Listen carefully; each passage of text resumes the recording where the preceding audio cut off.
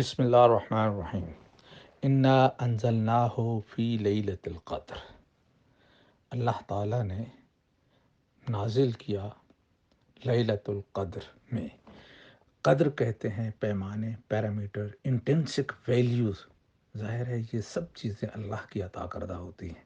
کسی چیز کی ویلیو جو ہے، اگر ہم کرنسی کو دیکھیں تو اس کی ویلیو وقت کی حکومت دیتی ہے اس کو، ادروائز اس کے اندر کوئی اور ویلیو نہیں ہوتی، تو پرچیزنگ پاور اس کے اندر ڈال دیتی ہے۔ لیکن جو قدرتی اشیاء ہیں ان کے اندر اس کی جو خصوصیات ہوتی ہیں وہ بھی قدر ہیں، اور پیرامیٹر اور پیمانے وہ بھی قدر ہیں۔ تو انا انزلناہ، اللہ نے نازل کیا وہ کیا چیز ہے؟ تو لوگ اس میں قرآن پاک کا ورڈ ڈال دیتے ہیں، جبکہ اللہ نے نہیں لکھا قرآن پاک۔ اللہ نے اس کی طرف اشارہ کیا ہے آیت نمبر 4 میں، کل امر، جو تمام امر یعنی کمانڈ، تو اللہ کی کمانڈ نازل ہوتی ہے۔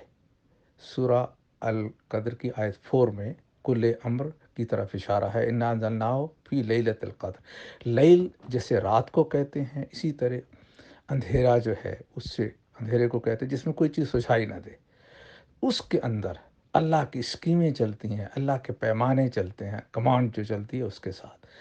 تو آپ دیکھیں کہ اچھا، وما ادراک ما لیلۃ القدر، آپ کو ادراک نہیں ہو سکتا جب تک کہ اللہ نہ بتائے کہ لیلۃ القدر کی کیا اہمیت ہے۔ اللہ اب خود بتانا چاہ رہے ہیں، یعنی مجھے، یہ انسانیت کو جس سے اللہ تعالیٰ مخاطب ہے، ان کو اس کی اہمیت کا پتہ نہیں ہے، تو اللہ تعالیٰ فرمائیں گے کہ یہ ہے، اور ہزاروں ان ادوار سے بہتر ہے، مہینوں سے بہتر ہے جس میں اللہ کی اسکیمیں یا اللہ کی کمانڈ نہیں چل رہی ہوتی، تو ان سے بہتر ہے۔ اور اس کی نوعیت کیا ہے؟ لیلۃ القدر خیر من الف شہر، تنزل الملائکۃ والروح فیہا، اس میں نازل ہوتے ہیں ملائکہ، کائناتی قوتیں، والروح فیہا، اور ان کے اندر ہوتی ہے ڈائریکشن، روح اشارہ، ڈائریکشن، ڈیوینٹی۔ اب یہ سائنس کے اسکوپ میں نہیں ہے، تو سائنس جہاں قانون ارتقاء میں پھنستی ہے ان میں ایک یہ ہے کہ یہ چیزیں جو ارتقاء سے ہوتی ہیں یہ ایک سمت میں کیوں جاتی ہیں، یہ ایک منزل کی طرف کیوں جاتی ہیں؟ تو یہ چیز جب سائنسدانوں کو سمجھ نہیں آتی تو وہ اعتراض لگاتے ہیں کہ یار یہ ارتقاء کے اندر یہ گیپس ہیں۔ تو اللہ تعالیٰ فرماتے ہیں تنزل الملائکۃ، یعنی اللہ کی کمانڈ ہے، اللہ نے جاری کی، اور اس کے اندر اس کی قوتیں ہیں جو اس کو پورا کرتی ہیں، اور ان قوتوں کو اندر ڈائریکشن ہوتی ہے۔ والروح فیہا، اس کے ترجمے میں، لفظی ترجمے میں تو کر دیتے ہیں کہ ملائکہ اور ان کے اندر دیر ان روح ہوتی ہے۔ روح اشارہ، وہی بھی اسی سے، ان کا روٹ ورڈ یہی ہے، تو اس کے اندر اشارہ ہوتا ہے بِإِذْنِ رَبِّهِمْ۔ بِإِذْن کا مطلب ہوتا ہے اجازت دینا۔ اب قوانین فطرت ہیں، 8، 10، 20، 30 مختلف ہیں، ان کو کوئی سمجھ نہیں ہے، ان کا صرف کام یہ ہے کہ جو اللہ نے ان کے ذمہ لگایا بس وہی کرنا ہے۔ لیکن ارتقاء کے قانون میں وہ کوآرڈینیٹ کر رہے ہوتے ہیں کہ آپ نے اس طرف تو جانا ہے، اس طرف نہیں جانا، تاکہ کوئی جو چیز منزل ہے جس کو بننا ہے وہ بن جائے۔ مثال کے طور پہ سولر سسٹم ہے، تو سولر سسٹم کے جب ایلیمنٹ بنتے ہیں پہلی سٹیج میں، جب عناصر زمین پہ جتنے بھی ہیں وہ بنتے ہیں یہ سولر سسٹم میں، تو اس وقت ان کو کوئی پتہ نہیں ہوتا، لیکن وہ بن رہے ہوتے ہیں، اور ان کو آخر کار سولر سسٹم اور زمین بنانا ہے، ٹھیک ہے، ان کی ایک ڈائریکشن ہے کہ جہاں پہ ان کو جانا ہے، تو وہ قوانین قدرت کوآرڈینیٹ کرتے ہیں، کوآپریٹ کرتے ہیں اس طرف جو منزل ہے، اور یہ بھی سائنس کے اسکوپ میں نہیں ہے، یہ بھی ڈیوینٹی ہے۔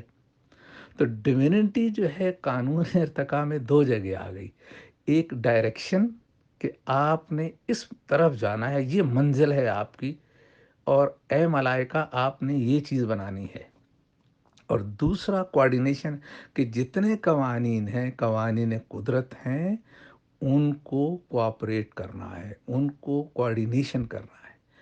سائنس کی دنیا میں مائنڈ بوگلنگ چیزیں ہیں، اور چیلنج کیا گیا ہے کاز اینڈ ایفیکٹ والوں کو کہ اس طرف توجہ دے، یہ کیوں ہوتا ہے؟ یہاں پہ خدا بیٹھا ہوا ہے، یہاں پہ اللہ کی شان ہے، یہ دنیا کے قوانین سے، یعنی کوآرڈینیشن جو ہونا ہے، یہ جو ان کی طرف اشارہ ہے، روح ہے، وہ وہ خصوصی اللہ کا حکم سے آئی ہے، وہ سائنس کاز اینڈ ایفیکٹ کے تابع نہیں ہے۔ تو بیزن کا مطلب یہ ہوا۔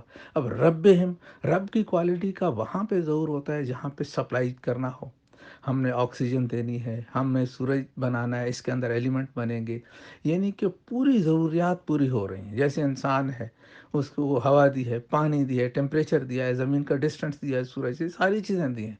تو یہ رب کی کوالٹی سے قانون ارتقاء میں جو ضروریات چاہیے ہوتی ہیں وہ پوری ہو رہی ہوتی ہیں۔ تو بِإِذْنِ رَبِّهِمْ، کوارڈینیشن، اجازت بھی ہوتی ہے، اور رب جو ہے، رب کی کوالٹی سے ساری چیزیں، ساری ضروریات پوری ہو رہی ہوتی ہیں۔ اور اس کے بعد ہے من کل امر، ہر امر کے اوپر، ہر کمانڈ کے اوپر۔ کمانڈ جو ہے وہ قدر مقدورہ، ایک قدر سے دوسری قدر کی طرف لے جاتی ہے، یعنی کہ ایک ویلیوز اور سیٹ آف پیرامیٹرز ہوتا ہے، اس کو تبدیل کر کے دوسری طرف لے جاتے ہیں۔ چھوٹی مثال لے لیں کہ آپ ایک مٹی لیتے ہیں، مٹی یا ریت، ہاتھ میں یعنی ہاتھ میں لیں، اس کے اندر بیج رکھ دیں۔ یہ بیج ہوتی ہے فلاپی ڈسک، یا جسے ہم کہیں گے کہ اس کے اندر پروگرامنگ ہوتی ہے۔ اب وہ اس مٹی کو، ہوا اور مٹی کو کنورٹ کرنا شروع کر دیتی ہے، جڑ میں، پودوں میں، پھولوں میں، پھول کھل جاتے ہیں، پھل آ جاتے ہیں، گندم آ جاتی ہے۔ ٹھیک ہے، تو ریت جو ہے، یہ مٹی، کلے، یہ کنورٹ کس میں ہوئی؟ یہ کنورٹ پھولوں میں، خوشبو میں، رنگوں میں، ٹیسٹ میں، اور فروٹس میں۔ تو یہ کنورٹ ہو گئی آپ کے سامنے۔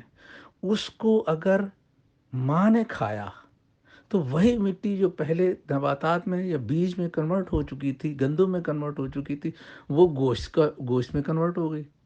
تو انسان بنا ہوا اسی مٹی سے ہے، لیکن اس کی کنورژن ہو رہی ہے، پہلے نباتات میں، پھر گوشت اور ان چیزوں میں۔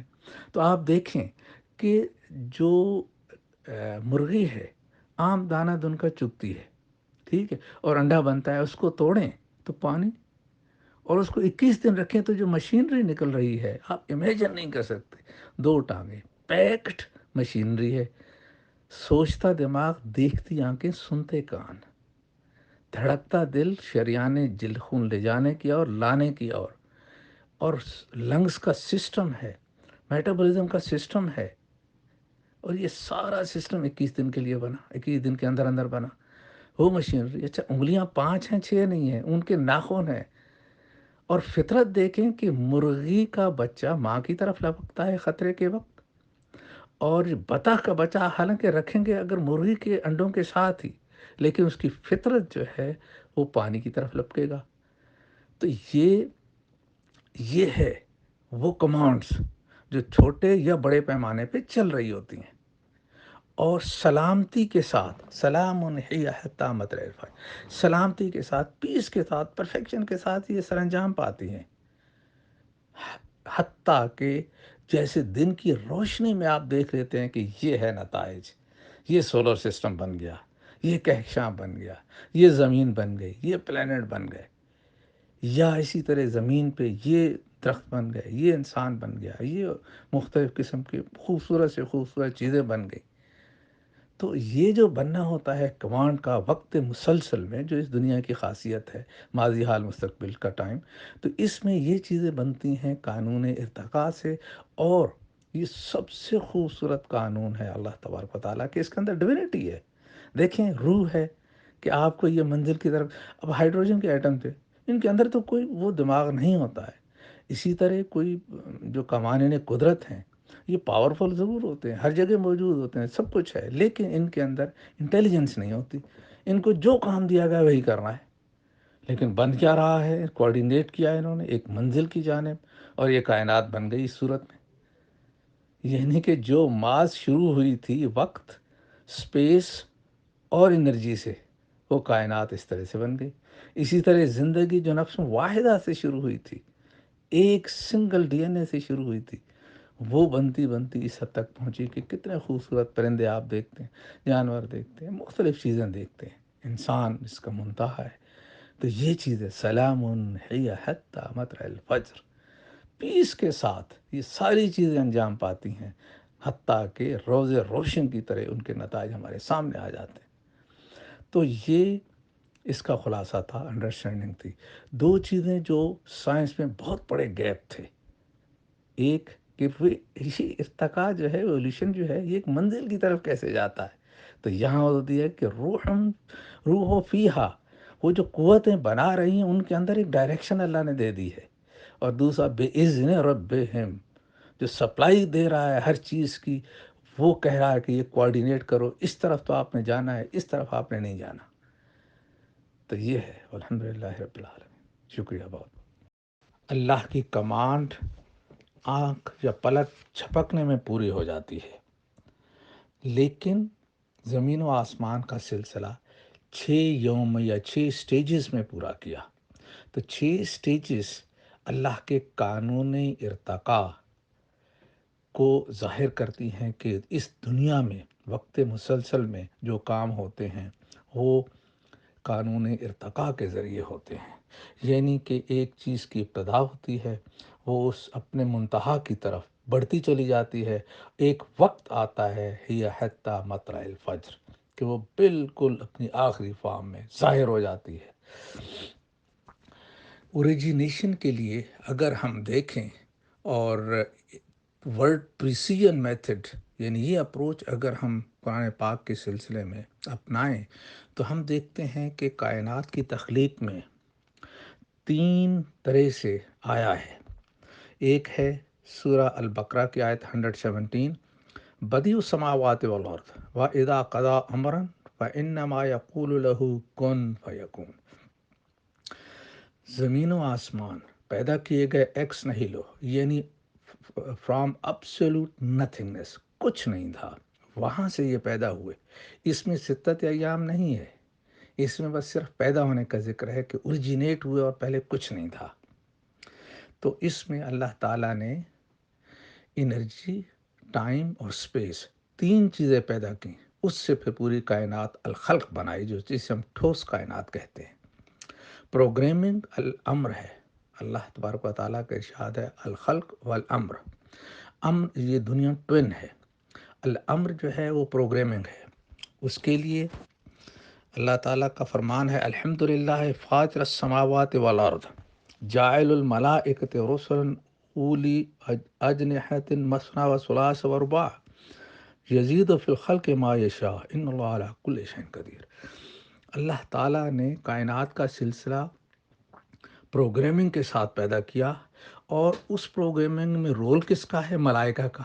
اور ایک ملائکہ کی کئی خصوصیات ہوتی ہیں، کئی پر ہوتے ہیں، کئی وہ کام سر انجام دے سکتا ہے۔ تو ایک اور جگہ اللہ تعالیٰ فرماتے ہیں کہ اللہ کے عرش کو 8 ملائکہ اٹھائے ہوں گے، یعنی 8 وہ کارندے ہیں جو اس کائنات کو چلا رہے ہیں، مدبرات الامر، اس کا انتظام کر رہے ہیں، اس کو چلانے کا۔ ویسے تو اور بھی کیٹیگریز ہیں ملائکہ کی، اس پہ میری پوری ریسرچ ہے، جتنے قرآن پاک میں ملائکہ جہاں جہاں آئے ہیں ان کو رکھ کے ایک جگہ کیٹیگرائز کیا ہے، لیکن جو کائنات کو چلانے والے ہیں وہ 8 ہیں۔ سائنس نے ابھی اتنے دریافت نہیں کیے۔ تو یہ دنیا ایکس نہیلو پیدا کی گئی، یعنی کچھ نہیں تھا۔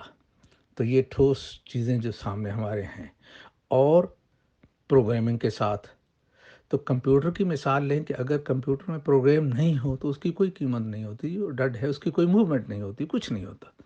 پروگرام آ جاتا ہے، اور پروگرام کو ہم ٹچ نہیں کر سکتے، دیکھ نہیں سکتے، جگہ پہ یا اس میں قید نہیں، ٹائم میں قید نہیں کر سکتے، لیکن اگر وہ نہ ہو تو کمپیوٹر کچھ بھی نہیں، اور اگر ہو تو وہ کمپیوٹر بنتا ہے۔ تو یہ کائنات کی ہر موومنٹ نظام میں قدرت چلا رہے ہیں، یعنی کائنات کے جو قوانین قدرت ہیں اس سے چل رہی ہے۔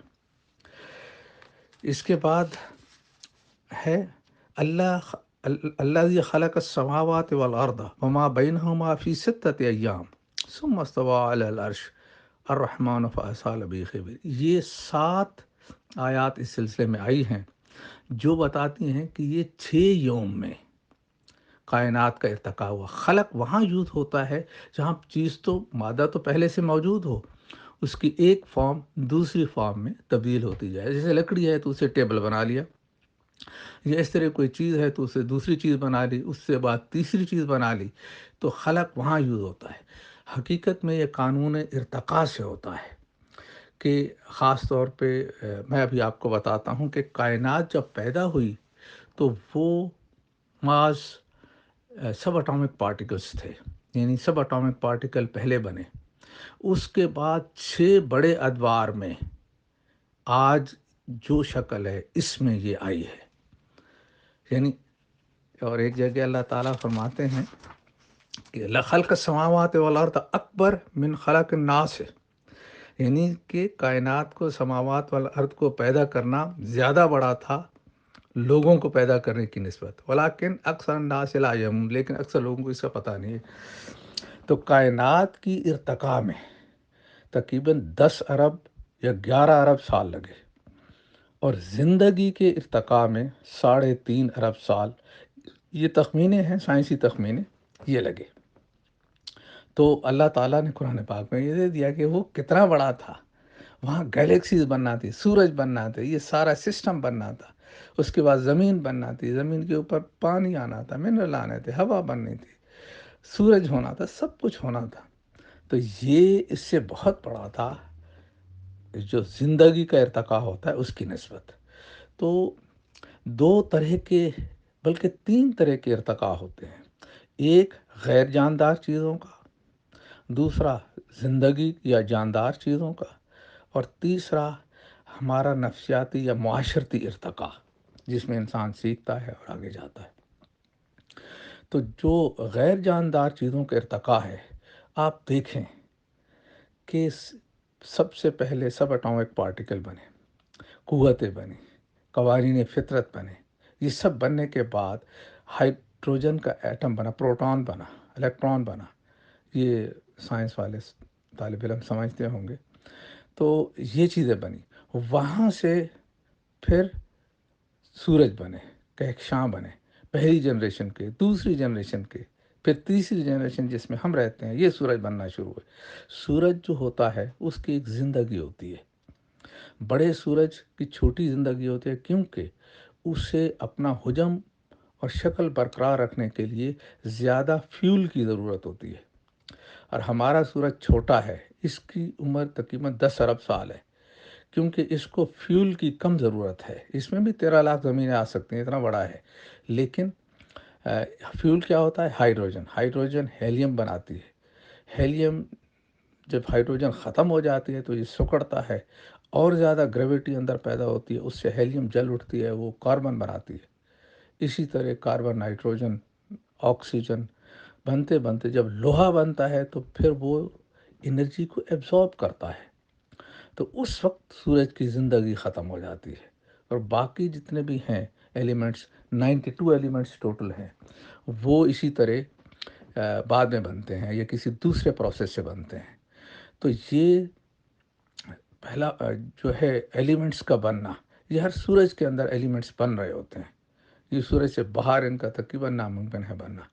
تو یہ ایک سٹیج ہے، اس کے بعد زمین کا کنسٹرکٹ ہونا، تو آہستہ آہستہ ارتقاء ہوا، اور اس کو پتہ تھا کہ یہ ارتقاء، اس کا خاتمہ جو ہوگا وہ انسان کی پیدائش پہ ہوگا۔ اسے ٹیلیولوجیکل آرگومنٹ کہتے ہیں، یہ سائنس میں انتھروپک پرنسپل کہتے ہیں کہ انسان نے بننا تھا تو کائنات نے یہ رخ اختیار کیا۔ تو یہ ڈائریکشن کون دیتا ہے؟ یہ ہے سورۃ القدر میں اس کا موضوع، یہ کہ کائنات کا ارتقاء کیسے ہوتا ہے۔ زندگی بھی اس طرح نفس واحدہ سے ہوئی، بعد میں اسی میں سے اس کا جوڑا تیار کیا گیا، اور وہ جو ہے پیر کی صورت میں پھر آگے بڑھتی رہی، ایک سٹیج پہ وہ تب تقسیم ہو گئی پلانٹس میں اور اینیملز میں، وہاں سے ہزاروں لاکھوں قسم کے پلانٹس بن گئے، لاکھوں قسم کے اینیملز بن گئے، اور انسان کی تکمیل ہوئی، انسان بنا۔ تو یہ ساری چیزیں کسی اور جگہ ڈسکس کریں گے، اور قرآن پاک کی آیات کے بنیاد پہ، دلائل پہ ڈسکس کریں گے، لیکن فی الحال یہ بتانا مقصود ہے کہ کائنات کی غیر جاندار کائنات بھی، اس کا بھی ارتقاء ہوتا ہے، اس کی بھی ایک سمت متعین ہے، اس کو بھی ایک مقصد یا حق پہ پہنچنا ہوتا ہے جو اس کے نتائج ہیں۔ اللہ تعالیٰ نے کائنات کو بالحق پیدا کیا، اور ما خلق اللہ السماوات والارض وما بینہما الا بالحق واجل مسمى، اس کو ٹھوس نتائج کے ساتھ، حق کے ساتھ، اور ایک وقت مقررہ کے لیے، یعنی ٹائم ہے، ٹائم کی ابتدا ہوئی اور ٹائم کی انتہا ہو جائے گی۔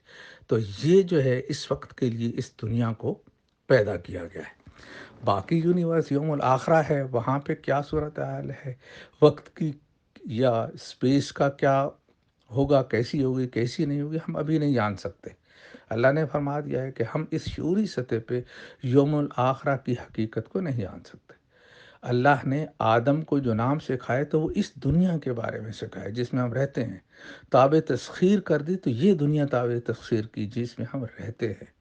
اس میں ہم ہر چیز کو جان سکتے ہیں جو اس کے اندر ہے، لیکن اس کے علاوہ جو باقی یونیورسز ہیں وہ ہم اپنی موجودہ شعوری سطح سے نہیں جان سکتے۔ تو میں اس طرف یہ مجھے بتانا تھا کہ ارتقاء جو ہے وہ غیر جاندار چیزوں کا بھی ہوتا ہے، اور جس کو 11 ارب سال لگے اس کائنات کو ارتقاء میں، زندگی کی ارتقاء کو 3.5 ارب سال ہوئے۔ معاشرتی ارتقاء جو ہے وہ چند لاکھ سال میں ہم اس اسٹیج پہ پہنچے ہیں۔ غلامی مہذب دنیا میں اب ختم ہوئی ہے، قرآن پاک میں یہ شروع سے نہیں تھی، اور ہماری امت کے لیے 1400 سال 1500 سال پہلے یہ ختم کی گئی۔ لیکن آپ دیکھیں کہ بادشاہتیں چلتی رہیں اور اب آ کے شورا یا ڈیموکریسی کا دور آیا۔ تو یہ ایک معاشرتی ارتقاء ہے، اس میں اخلاقی قدریں اور معاملات اچھائی کی طرف جا رہے ہیں۔ تو یہ ہے مختصراً ایولیوشن کا طریقہ کار۔ زندگی کی ایولیوشن میں یہ ہوتا ہے کہ survival to the fittest, adaptation to the environment. تو جس میں قوت آتی ہے وہ اسپیشیز آگے بڑھ جاتی ہے، اور باقی اللہ تعالیٰ اس کو مٹا دیتا ہے، جسے چاہتا ہے آگے بڑھاتا ہے، جسے چاہتا ہے مٹا دیتا ہے۔ یہ قرآن پاک میں بیان ہوا ہے ایولیوشن کا۔ اللہ کا چاہنا جو ہے وہ قانون فطرت کی صورت میں عام ہے، ویل نون ہے۔ تو اس پہ اگر کوئی سوال ہو تو آپ کیجیے گا۔ تو اب دوسری پوسٹ میں سورہ القدر کا ترجمہ پیش کروں گا اور اس پہ اپنا تدبر پیش کروں گا۔ شکریہ۔